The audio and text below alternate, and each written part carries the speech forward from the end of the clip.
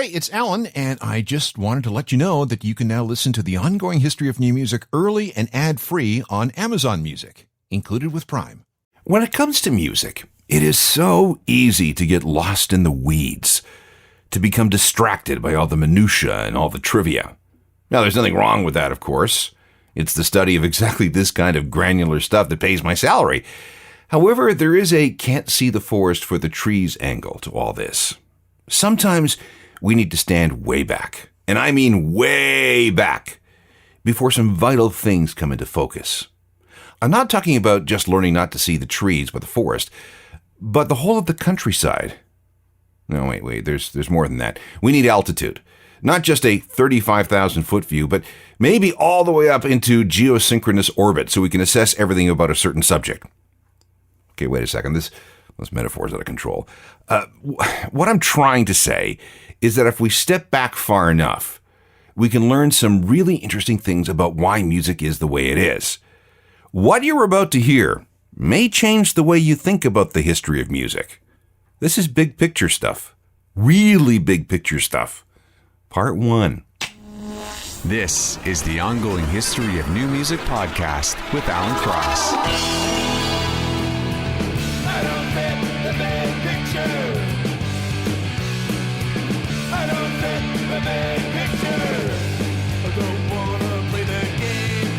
I don't wanna be the same. And that sort of sets the tone for the next couple of programs. Vancouver's Subhumans with The Big Picture from 1980. Welcome again. I'm Alan Cross, and we are pulling away. We are moving way, way back to look at some ultra big picture ideas and concepts to get a better understanding of why music is the way it is. These are perspectives that you may have never been taught or told about or otherwise discovered on your own. Back in the 1970s, the BBC premiered a show called Connections, starring science historian James Burke. I love this show. Over the course of about 20 years and 70 shows, Burke showed how seemingly unconnected scientific achievements and discoveries mated with historical events. And it turns out that they were actually connected, but not in ways you'd have ever expected. Yet without all these interconnections, society and technology and medicine and all the other things that make up modern life would have never happened. We'd have been screwed. Human existence is not linear. We are the product of an infinite web of events that have combined to produce the unexpected. When something happens, no matter how trivial, it might set off a butterfly effect that changes everything. Now, I would like to take James Burke's connections model and try to apply it to music. This is going to be very, very interdisciplinary. Science and technology, anthropology, politics, economics, and much more. You ready? Away we go. We are going to start at the beginning, the very origins of music. Different parts of our brain specialize in different things: memory, speech, emotion, vision, hearing, autonomic functions like breathing and heartbeats. And there's also part of the brain that specializes in music. Now, on the surface, this is very, very weird. There doesn't seem to be a biological or evolutionary reason why our brains should be hardwired for music. Why do we understand music as special sorts of sounds? Why do we store musical memories in a different part of the brain than regular memories? Why does music cause the brain to secrete feel-good hormones in exactly the same way as an orgasm?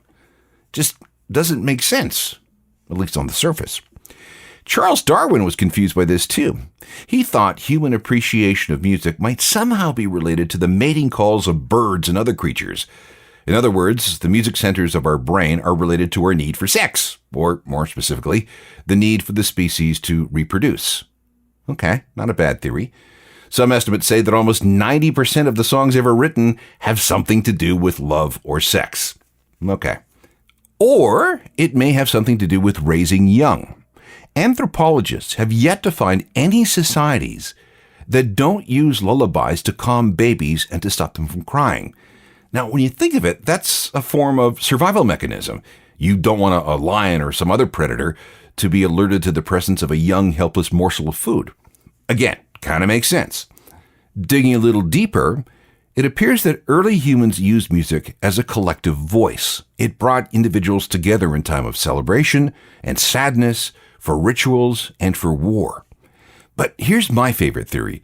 We have ancient stories passed down for generations, not just dozens or hundreds, but thousands of generations. For the longest time, none of these stories were written down because there was no such thing as written language. So, how best to preserve this important cultural information? Set them to music. It's now thought that myths and folk tales and histories managed to survive for so many years because they were stored and passed down as songs. And not just from the ancient Romans or the ancient Greeks, but as far back as when early humans were just starting to migrate out of Africa. Music, therefore, evolved in a special place in our brains because we needed to mate, we needed to keep our babies from turning us all into food, we needed to bring the tribe together, and we needed to preserve our stories and thus our culture. Okay, how's that for a big picture view of things? I think we need to ponder that for just a few minutes. Meanwhile, here's a song about brains. This is numb. Locked up and spun out in my room. On my own, here we go. Green Day and Brain Stew. Okay, now that we've established that music has probably been with us for several 100,000 years, another big picture item is how we actually came to determine what music actually sounded like. How was music institutionalized into the notes that we use today? Well, this appears to have started somewhere around the year 570 BC with Pythagoras. Yeah, the same guy we heard about in math class with the famous Pythagorean theorem, recording the length of the sides of a triangle. You know, a squared plus b squared equals c squared. That made him a big deal in geometry. But Pythagoras was also arguably the most important person in the history of music. Before he came along, music was unconstrained, undefined when it came to notes and tuning and singing. This was chaos to Pythagoras' ears. So he set about to coordinate and confine musical sounds using math and science as his guide. What he did is what still allows us to distinguish melody from noise. And virtually all music, no matter how you look at it, is Pythagorean in some way or another. Okay, so what does that mean? Well, Pythagoras experimented by plucking strings of different lengths and noting the sounds that they generated. He noticed that a string exactly 1/2 the length of another produced a tone exactly twice as high. This led to organizing tones as ratios of one tone to another, a ratio of 3 to 2 to be exact. And because this organization was rooted in pure math, anyone, anywhere could use it. It soon became the only way to look at musical tones when it came to things like intonations and scales. And Pythagorean tuning became the basis for tuning instruments and thus composing music. Remember, this is about 570 BC. Here is an example of a composition using Pythagorean tuning. Because of the underlying math, some say that this is the most natural way of tuning an instrument, and thus the most natural way of creating music.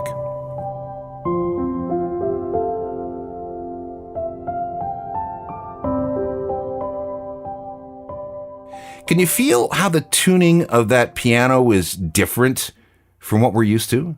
In fact, it was pretty much the only accepted way of tuning for Western music until the beginning of the 1500s. After that, there were experiments with different tunings that allowed music to go into new directions.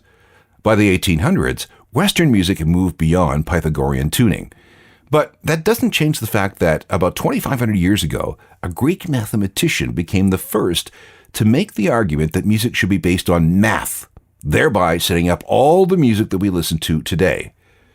Okay, I need a song for this so we can digest all that information. And I actually found a song called Pythagoras by a group called Megamath. So please enjoy. A squared plus b squared is c squared.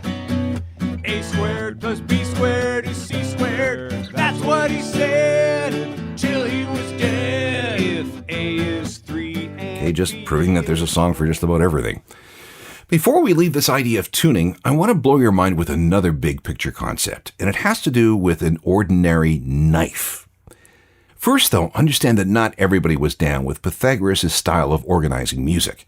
Other cultures were fond of using the notes between Pythagoras' perfect natural ratios. Some African music, for example, music from the Indian subcontinent, China, and also the U.S. South, fairly recently. And this is where the knife comes in. The blues came out of the Deep South beginning in about the 1870s following the end of slavery. Its constituent parts were slave work songs, spiritual music, and musical traditions from Africa. It became known as the blues because it incorporated so-called blue notes, notes in between accepted tones that we find on, let's say, a piano keyboard. Today, we call these bent notes and are outside conventional scales. If you want to throw things back to Pythagoras, these are exactly the kind of notes he wanted to eliminate from music because of their natural imperfections. He liked discrete notes. Blues players do not. One of the earliest and most effective ways to conjure up these blue notes, these notes that weren't notes, was to use a knife on the fretboard of a guitar to bend the strings. If a knife wasn't available, well, then a broken bottle would do. These untunings spread to jazz, then R&B, then rock, and everywhere else. In fact, now it's hard to imagine any rock without these sounds. Check out the solo Jack White does in his song Lazzarato, as well as the guitar lines in the second half of the song. Those are not notes found on a piano. Pythagoras would not approve.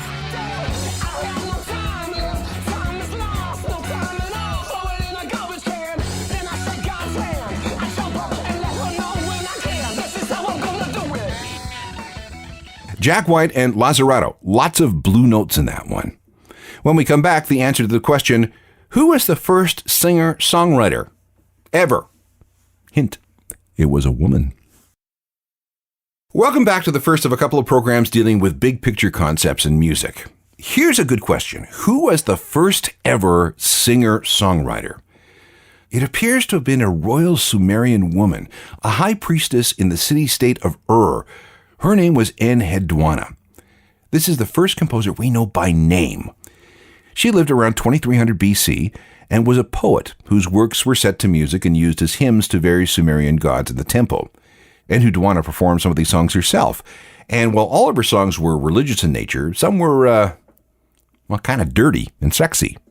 All those old goddesses got up to some busy stuff, you know.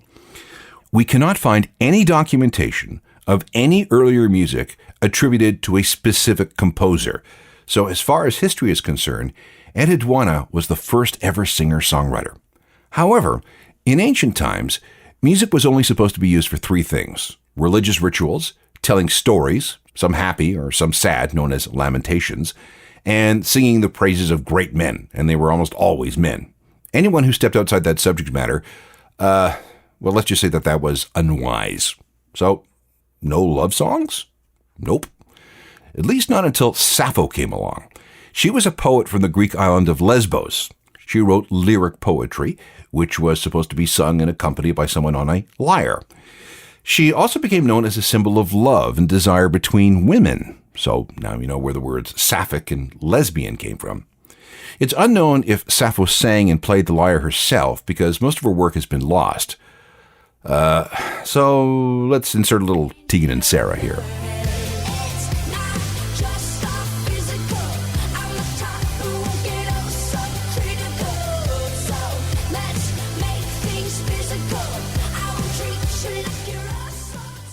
Since we're talking about women in music, here's something the history books don't talk about.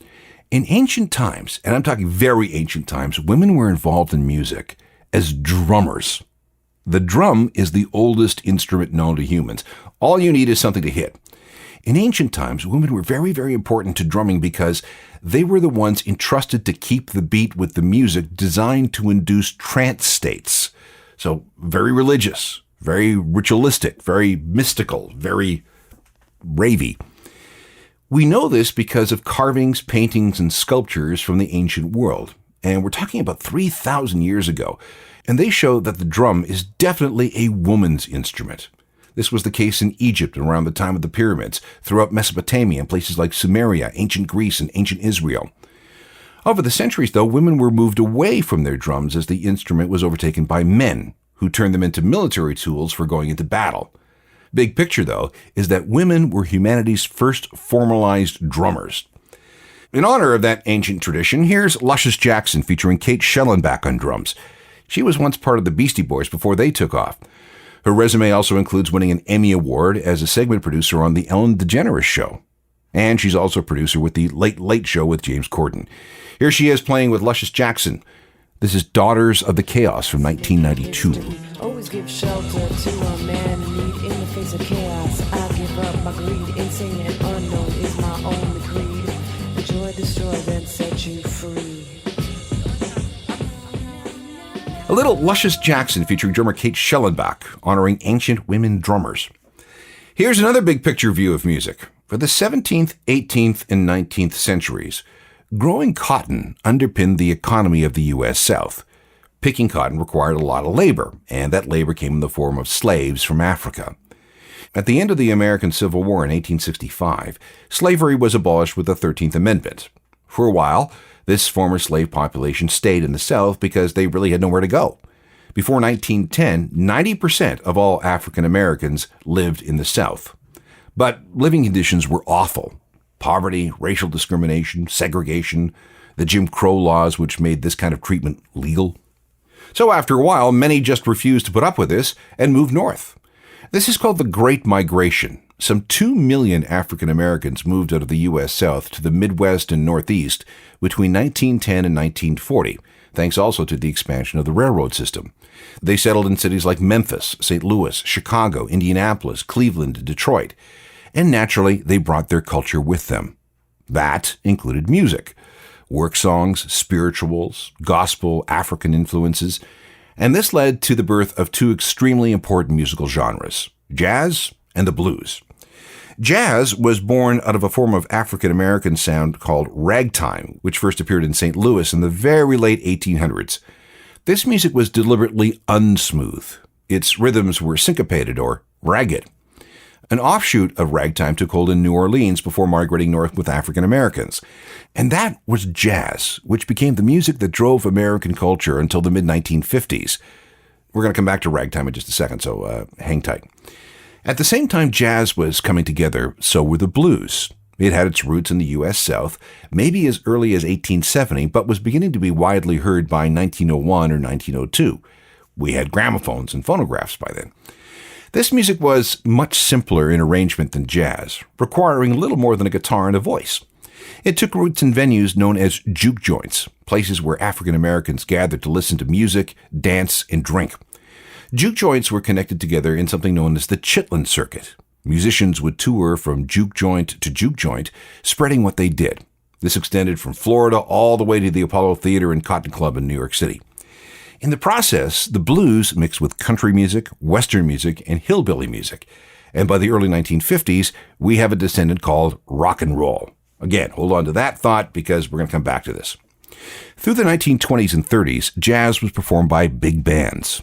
They were called that because they were bands and they were big.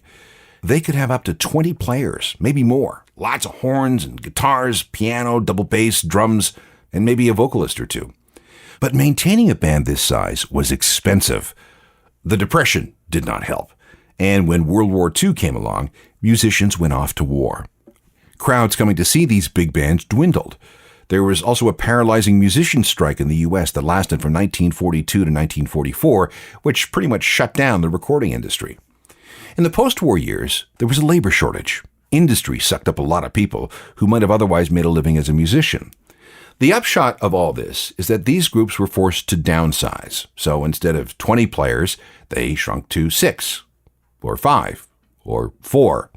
Some of them played a less danceable form of jazz called bebop. Others began to emphasize the rhythm and the beat, and by the late 1940s, this became known as rhythm and blues. Add in country, western, hillbilly, and traditional blues, and you have the conditions for the birth of rock in the 1950s. All that, the rise of rock and roll, began with the Great Migration of the early 20th century, which was made possible by the ratification of the 13th Amendment outlawing slavery on December 6th, 1865. So, how's that for a big picture view?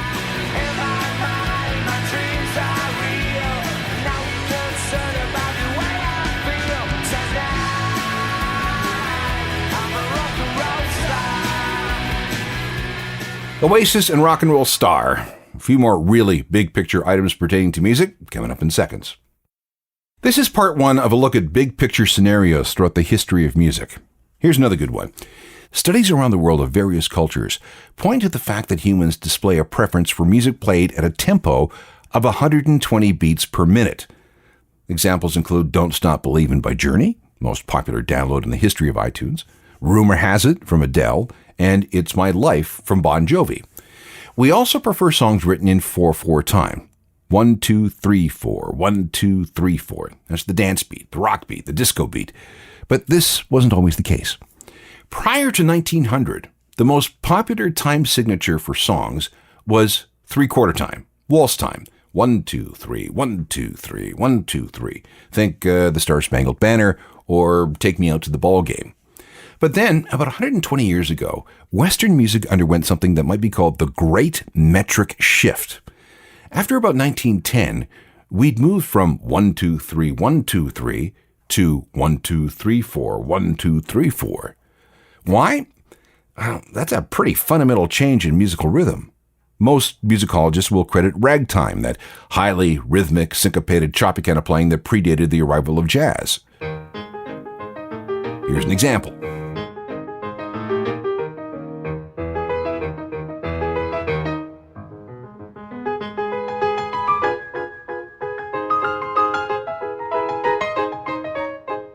That's called Maple Leaf Rag, written in 1899 by an African-American pianist named Scott Joplin. That was considered pretty radical for its day. That would have been, the metal or the goth or the, weirdo alternative music of its day, because so much of the music the Victorian ear liked was in waltz time. And then Joplin comes along and plays his rags, and he wrote many, in 2/4 time. Now, this did not go over very well with a lot of people. Let me quote from a music magazine from 1900. The editors were very concerned about this whole ragtime thing. This is a quote. "The counters at the music stores are loaded with a virulent poison, which, in the form of malarious epidemic, is finding its way into the homes and brains of the youth to such an extent as to arouse one's suspicions of their sanity." So, talking about ragtime, and yeah, there's a lot of racism in there too. As ragtime begat jazz, jazz players expanded that 2 beats per bar into 4 beats per bar. And as jazz became the primary driver of culture, at least in a musical sense, 4/4 time took over. And now, more than 90% of music, maybe even more, is in 4/4 time. Here's a song that moves between 2/4 and 4/4 time. Y'all don't want to hear me, you just want to dance.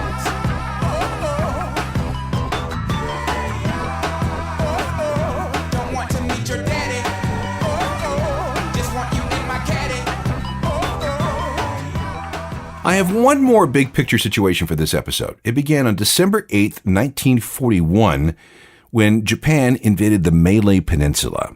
This immediately created a problem for the recording industry. You go, what? Okay, let me explain. The jungles of what now includes modern-day Malaysia, Thailand, Myanmar, and Singapore is where we find the female lackbug, living happily up in the trees. The lackbug secretes a waxy resin-like material that is scraped away and turned into varnish and shellac. And the Malay Peninsula was the world's primary source of this goo. In the 1940s, shellac was one of the primary components used to make phonograph records. The formula was 1/3 shellac and 2/3 minerals like powdered limestone or slate, along with a dash of cotton fibers to bind everything together, plus a little dash of carbon to change the color of everything from a dirty brown to a more pleasing black. But because the Malay Peninsula was now under hostile control by the Japanese Imperial Army, the world's supply of raw materials for shellac, and therefore records, was shut down.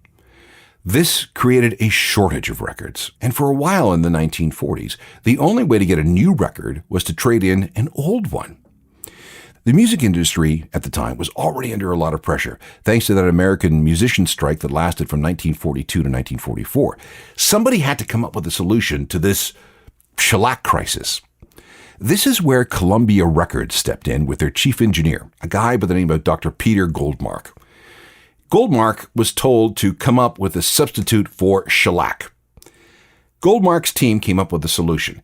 It was to make records out of a new artificial substance first used to make sewer pipes back in the 1920s. It was called polyvinyl chloride, or vinyl for short. Vinyl proved to be much more durable for phonograph records, And because the grooves could be cut so much closer together, these records could hold 5 times the amount of music per side than an old 78 RPM shellac disc. And in the years following the introduction of the 12-inch 33 1/3 vinyl album and the 7-inch 45 RPM single, the recorded music industry took off and became a multi-billion-dollar business. And this is where we are today, all because the Japanese Imperial Army cut off the West's supply of this particular type of bug goo. I've been hurt and I still recall the flaws on her face. I've been off, but I'm on up above my feet again. Hardcore vinyl fan Eddie Vedder with Pearl Jam and Let the Records Play from the Lightning Bolt album from 2013. On the second half of our look at big picture events and connections in the history of music, we're going to focus on technology. For example, I will explain why the 1973 Arab-Israeli War led to the introduction of the compact disc.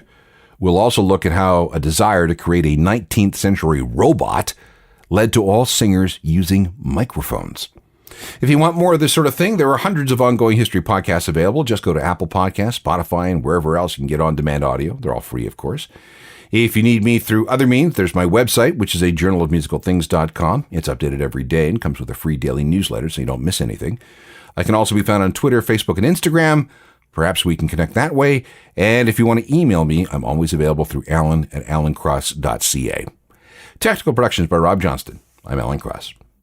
You've been listening to the Ongoing History of New Music podcast with Alan Cross. Subscribe to the podcast through iTunes, Google Play, Stitcher, Spotify, and everywhere you find your favorite podcasts.